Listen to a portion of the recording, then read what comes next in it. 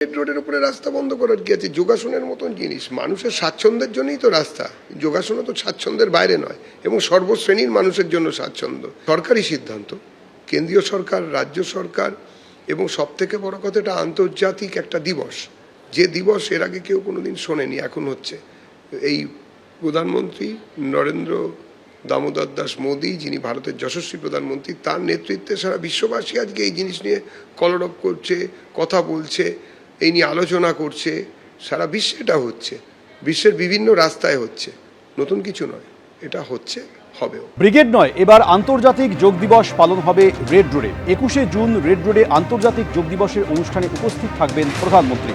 বর্ষার কথা ভেবে এবার ব্রিগেডের পরিবর্তে রেড রোডে অনুষ্ঠান করার সিদ্ধান্ত নেওয়া হয়েছে বলে জানিয়েছেন উদ্যোক্তারা।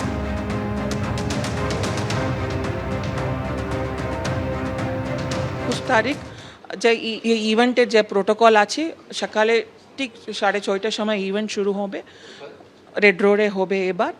অ্যান্ড পার্টিসিপেন্টসকে আমরা অলরেডি প্রি আইডেন্টিফাই করে, প্রি রেজিস্টার করে, তাদেরকে প্রি ভেরিফাই করে ওখানে আমরা এন্ট্রি করার ব্যবস্থা রেখেছি। প্রায় আমরা 30,000 লোককে রাখা করছি।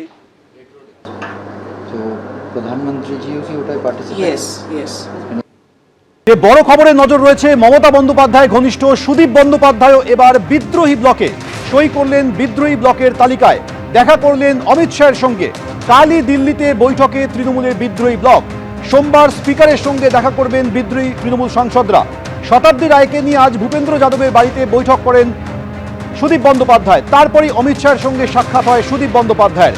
আধ ঘন্টা কেন্দ্রীয় স্বরাষ্ট্রমন্ত্রী এবং বিদ্রোহী তৃণমূল সাংসদ সুদীপ বন্দ্যোপাধ্যায়ের মধ্যে বৈঠক হয়। 28 জন সাংসদের মধ্যে 20 জনই এখন তৃণমূলের বিদ্রোহী তালিকায়। এর আগে আপনারা জানেন যে 19 জন তৃণমূলের বিদ্রোহী সাংসদ তারা বিদ্রোহী ব্লকে যোগ দিয়েছিলেন।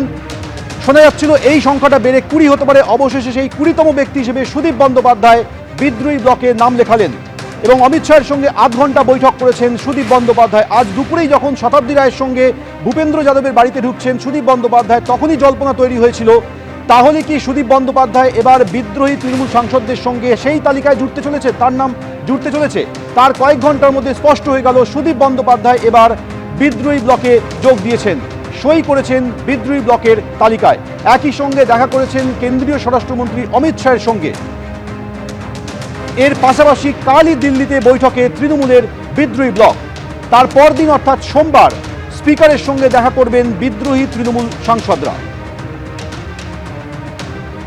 মমতা বন্দ্যোপাধ্যায়ের অত্যন্ত ঘনিষ্ঠ বৃত্তে থাকা সুদীপ বন্দ্যোপাধ্যায় এবার বিদ্রোহী তৃণমূল সাংসদদের লিস্টে। 28 জন তৃণমূল সাংসদ, তার মধ্যে 20 জনই এবার বিদ্রোহী লিস্টে নাম লেখালেন। বাকি রইল 8 জন।